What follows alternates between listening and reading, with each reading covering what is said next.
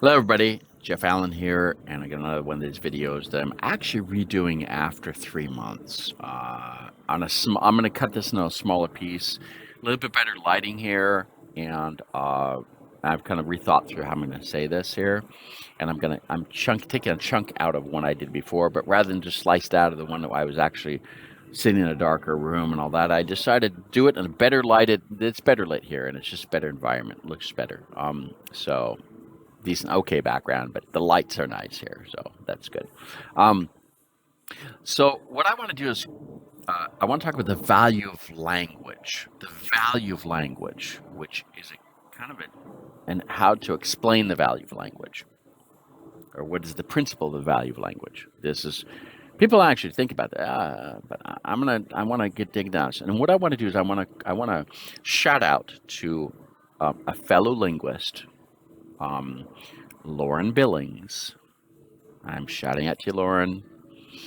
Um, Hope I'm not embarrassing you too much, but Lauren's my mentor. Okay, he's my has been my mentor of linguistics for 33 decades, and we kind of co-challenge each other on things. Have done that for a long time, and when I've got some specific question about things, I go to him on certain things, very certain things, and when he's got questions for things, he'll come to me on certain things. But for anything that's linguistics, okay, deep dive stuff, okay, deep dive linguistics here, um, and and so we were talking 3 months ago over Skype about kind of explaining the difficulty in explaining what we do um, to the world around us, the people around us, and he came up with something that I'm giving him all the credit for. This is not my idea. I usually have a lot of ideas, but this one's not mine. I'm giving him all the credit here. Lauren, you're getting it, okay? Um, so what he said was that, and I'll add a couple of anecdotes in that I've added because it helps, it gives it more examples. And I'll give a couple of them as we go here. So he says that people in a number of different trades, and I'll mention these in a minute here, do not have a problem explaining what they do to other people. They have no problem explaining what they do. And so I'll start listing these here. So he said that medical doctors, whether it be general physicians or they be surgeons or specific medical doctors in specific fields and specific topics or whatever, have no problem explaining what they do to people, to their family, to their friends, to their neighbors, to whatever. You just say you're a doctor, medical doctor, and you might mention I'm a brain surgeon, right? Or I work on heart surgery or something. Everyone understands what that means, okay? We all have a concept of that. Nurses don't have usually a problem explaining what they do because they assist the doctors and do a lot of the tasks that the doctors, they do all the preparatory tasks and stuff. It might be the beginning and ending tasks of certain things, and we'll do certain tasks that your doctor come in for specific parts of that, okay? Other dentist does not have a problem explaining what they do. They work on teeth. An orthodontist doesn't have explain because they put braces on the teeth to fix how the teeth are arranged, right? Think of things in life right now because my kid just had his braces put on his teeth. So, a chef, my son is a chef. He has no problem explaining what he does. Okay, and waiters and waitresses in restaurants don't have a difficulty explaining to other people what they do for a job, right? They wait on tables. Airline stewardesses and airline pilots do not have a problem explaining. Stewards and stewardesses and pilots don't have a problem explaining what they do. Okay, you fly planes and you serve people on the planes, right? Well, right, not much in COVID, but you know what I get. You get the idea here. My father was a medical technologist, and so he would extract fluids from your body. He would give you the shot, or he'd actually extract the blood from you. He'd wrap the thing around your arm, take the blood out, and sorry for those who don't like gore, okay? He'd extract the blood, he'd put it into a little petri dish, and he'd then analyze it, or he'd extract other fluids from your body. I'm not going to explain how that's done, okay? You understand? He'd analyze those fluids, and then he'd take those and he'd analyze them, run them through a different test, and then take the test back to the doctor and to the nurse and say, here's the results of the analysis. And the doctor then uses that to explain to the patient what the problem is and how they're going to try to fix it, okay? Or try to avoid other problems, okay? Car mechanics don't have a problem explaining what they do. Someone that paints your car or fixes the body of your car, they don't have a problem explaining what they do to people, right? Other people, hairdressers, don't have a problem explaining what they do. Lawyers do not have a problem explaining what they do to friends, family, customers, whatever. The only thing they might have to specify is what type of legal field and domain they do, okay, and what subdomain, so you get the right choice to get the right person, right? A model that does clothing models, and they're the ones that kind of show in the clothes stuff. Not my clothes, but okay. But they're shown they're shown clothes, okay. The one that walks up there. I mean, we can begin to think of the person that works at the cash register at your local store or stores or whatever, or what they do, right? Everybody knows what all these people do. A computer technician that actually fixes your computer, no problem explaining what they do, right? So I could go on and on and on and begin to explain all these different. A person that creates the glass here and makes that glass. And I've seen glass blowers. They know what they do. Okay, so they make glass. They make glasses. Okay, so they all can explain what they do.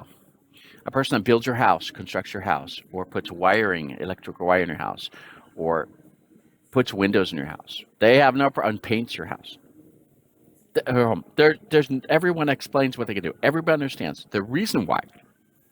And the key thing that Lauren said, and I keep coming back to him, what he said, is that they are all providing a service that is easy to understand because it's solving a problem. It's solving a problem that is a problem for the person that's asking for the service. Okay? So, and there's just a price attached to that. And the value isn't understood now. Sometimes people complain about, well, lawyers make too much and all the doctors make too much, and so whatever. But hey, I mean, these are trades that have specific prices, and of course, there's all different prices of cutting your hair and all that kind of stuff and whatever. But it's an understanding that it's usually the people in the language industry usually use those examples of all these other ones, saying, yeah, look how much money they're making and stuff. But the reason why is because and the plumber is a good example, right? The plumber is when it comes in, unplugs your toilet because there's a problem, or they install a water kind of system in your home that won't plug anymore, right? Plug up because it's bigger holes, okay, or whatever, it's pipes. Or the people that install your heating systems, okay, whatever they may be. All those people are providing a service that all of us need. People that do your roof of your house. I mean, I can keep going on and on. You see what I mean? All these other trades, these other various trades, have no problem explaining what they do because they're providing a service. There's a value of the service. It fixes a need, or it prevents something from happening. So a doctor can actually correct things, or they might have to help prevent something from happening, from you getting sick, okay? So there's kind of they're called corrective measures or preventative measures. This is the things we talk about in audits. But these are just, we're getting the picture here. This is really important to understand all this here. As I'm beginning to paint this picture, as I come in to say, now, what about people in the language industry? Now, let's come to the people in the language industry. Now, this is all about value of language, right? So the people in the language industry, and I've worked in this for 35 years-ish. I can't remember since 1980, 88. Let's say that far. That's how far back it is. Yeah, it's been a while. So about 35-ish years. Getting close. I hear people complain all the time. In fact, they always cite these other people saying, hey, it's no fair that they're making that. No, they don't have a problem explaining. I'm telling you why you have a problem with it. I'm telling you why. I'm going to getting down to this. And it's all thanks to Lauren Billings, okay? Because he nailed it right down. It's got it right down to the issue here. So what he said was, the reason why is because everything that you and I and 8 billion people on the planet, at least the planet we know has people on, or human, life on it, okay? Okay. I'm not going to go into a science fiction films here, okay? But 8 billion people in 7,000 languages or dialects, or what do you want to call these things? Okay, it doesn't matter. Let's just call them languages, simplified, or dialects, whatever. They do language all day long. So they might have a phone, and when you're reading that, guess what? When you're reading that, that's language. It says press home, and the reading the numbers is language, and the day is language, and the fact that you got bars and stuff on your phone and stuff, that's language, and you have Wi-Fi, that's language. Okay, I'm here in a restaurant, so guess what? Reading the menu is doing language. The fact that I'm talking to you right here, you're seeing different types of language. You're hearing speech, you're hearing sounds, the words that you know. And I might actually activate the subtitles. Click on this closed caption icon there on the closed captions, and you'll see subtitles. And it'll be actually taking my voice and turning it into written text. And that's language. And if you click on the auto translate, you get it in another language, but it's still language, right?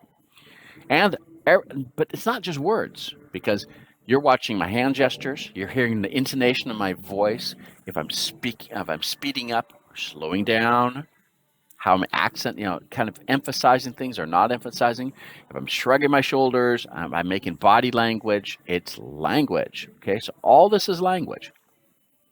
If I look here on what I did here, if I forgot the receipt that I got here, it's got stuff written on it. That's a language. It can be numbers, it can be letters, whatever. Okay. Everybody, here I got some other examples here. Oh, I gotta go back. So I actually had a docking station I had to unpack here. Guess what? It's language on there. It's all language. Okay.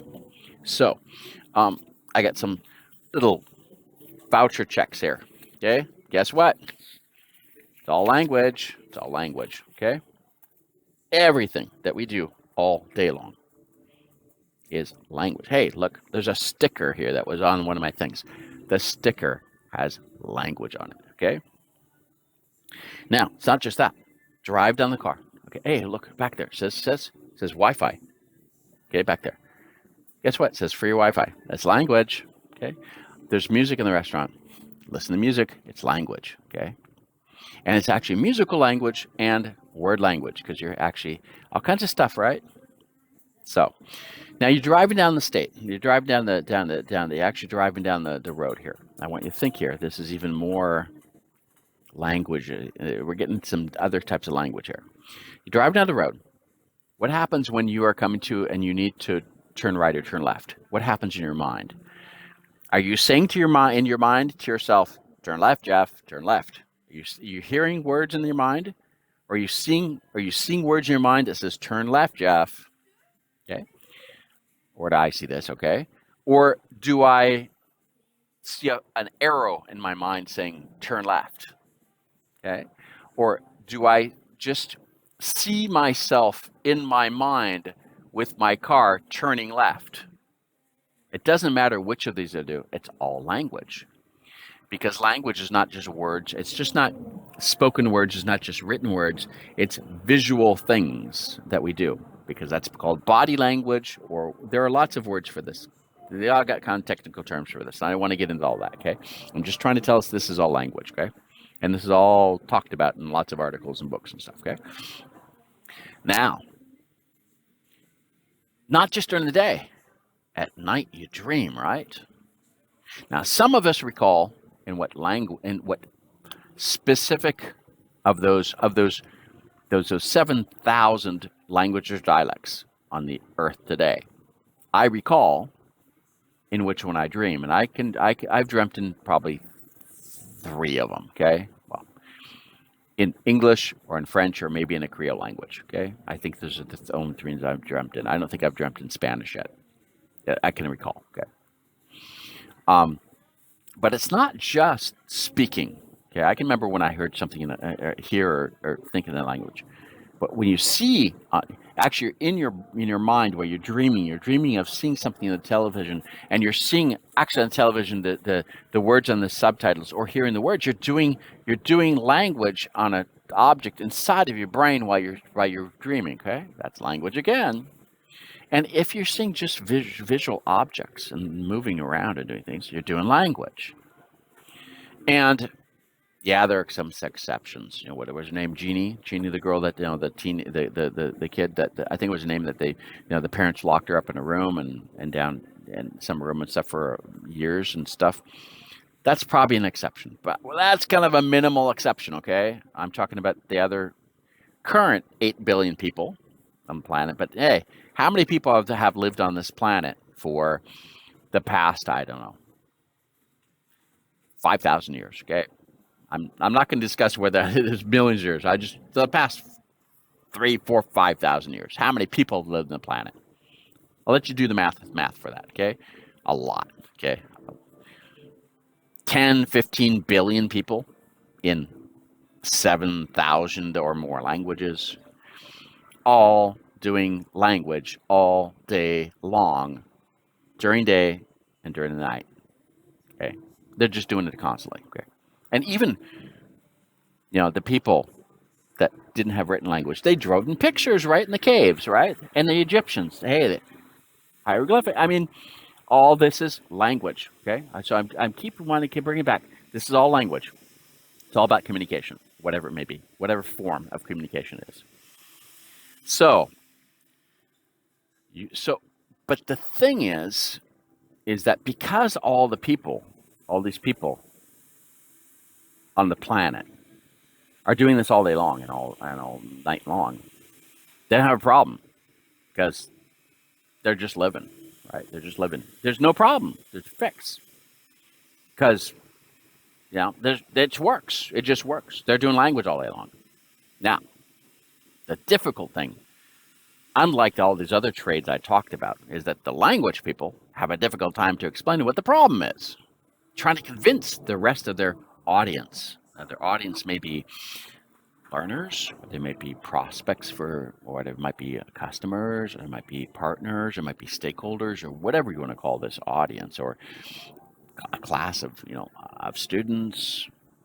Trying to convince them what the problem is, because there's no problem usually, right? So I'll give you a couple of examples where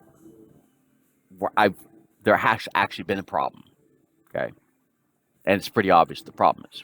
So I remember teaching French in 1992 during the summer, where I was teaching French to American students coming to France, Survival French course. And one of the things I told the other French teachers who are French, that we need to teach these students the numbers and the letters really all day, every day, at the beginning of the day. You start with the letters using business cards and stuff. And you got to teach them 1, 2, 3, 4, 5, but in French, 1, 2, 3, 4, 5, something. Okay, what does it matter what language you're doing? Okay. And the second day, now the first day the student kind of trying to work on the pronunciation, right, and all that, you're trying to get them to pronounce. And the second day, the problem hit. Well, actually, the first day the problem hit. In the second day class, during let's do the K. How do you say 1, 2, 3? Getting me to pronounce it. And one of the students says, Jeff, you're so right. It's so important because yesterday, hey, Paul and I, we went down to the local cafe down here, the local bar. And you know what we did? We ordered 12 beers instead of 2 beers because they pronounced it wrong. And he says in France, they open them all up. And he said, we had to drink them all. That was the problem. The problem is he pronounced the word wrong. He said 12 instead of 2. He said 12 instead of 2. And he had a problem. He had to drink all the beers. So that's a financial thing and a little bit of other issues too. Kind of tipsy, kind of the Bill Cosby kind of doing his tipsy talk thing when he's doing his comedian on stage thing, right? So that's where there was a problem. And so that's why learning the correct pronunciation is the fix to the problem, and it will avoid other problems later on. That's the preventative part of it. You correct it, you learn it, and then you prevent the next problem from the next risk of the next problem coming on later on, right? So that's one example of a clear problem. Another kind of problem might be if you are a product, some kind of software product or whatever, or service, and you're, the managing director or the CEO decides one day that we want to, globalize all our products and all our services into 25 languages in the world yesterday. So we want to turn all the product documentation, all the marketing information, all the websites, all the FAQs, all the support information, all the software itself with all the menu items and everything, okay?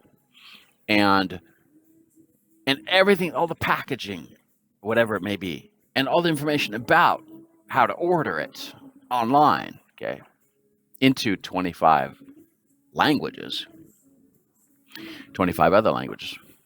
Yesterday, we got a big problem because to do all that is a lot of work, right? Even if it's tomorrow, you still got a big problem. Even if it's next week, you still got a big problem, okay? So that's when people that work in I already gave the one about language teaching, gave an example of that, and here's the one about language translation and even, writing and whatever. That's where you see the problem, okay? And those are clear examples of where there's a problem. But the rest of the time, it's really hard to explain what the problem is to fix, right? Linguistic researchers, what's the problem to fix? Now, for a linguistic researcher, they might know what the problem is. The problem is that little specific thing between the pronunciations, those two words that kind of get stuck together and stuff. And it's the linguist that sees the problem, okay? They're saying there's a problem there, okay? But no one else sees the problem. It's that kind of joke about the thing on the internet where you see the memes on different social media, and they're saying, the person sitting there typing on a computer, the guy sitting there typing on the computer, and his wife comes and says, "Honey, come to bed," and he says, "No, I see there's a problem on the internet. I gotta fix. I gotta answer this question. Someone's wrong on the internet." Okay, it's that same kind of thing, right? So linguistic researchers might be seeing a problem that doesn't exist for the rest of the world because it's just that person feels it. And a lot of what is done in the language industry, field, sector, whatever you don't call this thing, it's just not a problem for the rest of the people because they don't see the problem because they're speaking language, right? It's just they're speaking language doing it. There's no problem. So it's you that needs to help them find the problem. Find the problem. Understand what the problem is because they might not see they have a problem and they might not really think they have a problem. They might have one, but they don't because they don't see it. They don't understand it. Or another example where you can see a real problem is which happened to me, like when there's another example of another big problem is when you have a major catastrophe, a world crisis management. For me, it was 12 years ago when there was a major earthquake in Haiti, and there were thousands of people from different NGOs coming to help the country that was completely devastated, right? And you got to communicate with all these people that are, under the doctors have to communicate with the people they got to help, crowd control, all the people coming to help, all the multilingual communication right there, got a big problem, okay? That's a big problem. Or the situation right now, we got Ukraine and Russia, right? So all the people fleeing from these two countries, actually, to go to other countries around the borders. And that's creating a massive multilingual problem right now. Because the problem to communicate between these countries of all these people that are fleeing for political exile, I'm going to call that, to be able to communicate in all these other countries they're going to that are on bordering countries. That's a problem. Okay, so now we have all this crisis management for all the translation for all these different situations. So in these situations, you got a problem. But how often does that happen on a daily basis for 8 billion people in 7,000 languages every day. Not that often. I mean, it happens, but it doesn't happen for all 8 billion people, right? At the same time. And so this is why language, the value of language, and explain the value and how to actually, I don't want to sell it, but I mean, that's what it is. But you're selling your services. You might be actually doing linguistic research, field work, trying to get a project funding to be able to work on some kind of language for writing orthography and the spelling system for that. That's one example. You're trying to sell a product, a translation service for some reason, for translating menus, that kind of stuff. Or you might be doing, you want to make sure that this software on this phone is actually done in multiple languages for the iPhone or for the Android or whatever. Okay. These are all kind of examples, common day examples. Okay. Where I want to make sure that my device is right here. That this this docking station it's got the work. It's got all the manuals that come with this thing, right? It's in different languages, right? So this is kind of examples of seeing the value of what you do to be able to do this. And it's usually kind of hard to explain it and to convince people to buy it if they don't feel that there's a problem. Okay. Or language learning. You gotta put the students into a situation where they feel the problem. I did that when I used to teach language. I didn't just teach them the board and stuff. I put them into a skit, kind of a charades. Well, not charades. We had to make talk, but put them into a skit kind of situation. You bring a bunch of you bring money, post office stamps, or checks, or money and stamp, or whatever, and all these different things that they have to buy, and you put them in a situation where they got to buy the thing. They understand the problem because they need to get the train ticket or the bus ticket. They need to reserve a hotel, or they need to do something. You put them into the situation of a problem, and then they're going to be able to understand what the problem is, and then you resolve the problem by using language in some way to do this thing. Okay, see what I mean? So the challenge for all of you people, all of you 300,000 people in the world doing translation. I'm kind of giving you a shot. I guess the statistics are 100. And all you, how many thousands of people teaching language, and how many linguists on the linguists list doing fieldwork linguistics, and how many of those languages out there? How are you fixing the problem?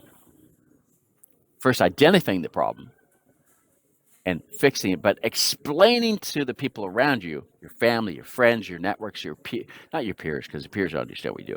Your funders, to explain the problem. Because once you've helped them understand the problem, then you can attach the value to that for them to fund you or pay you to fix the problem.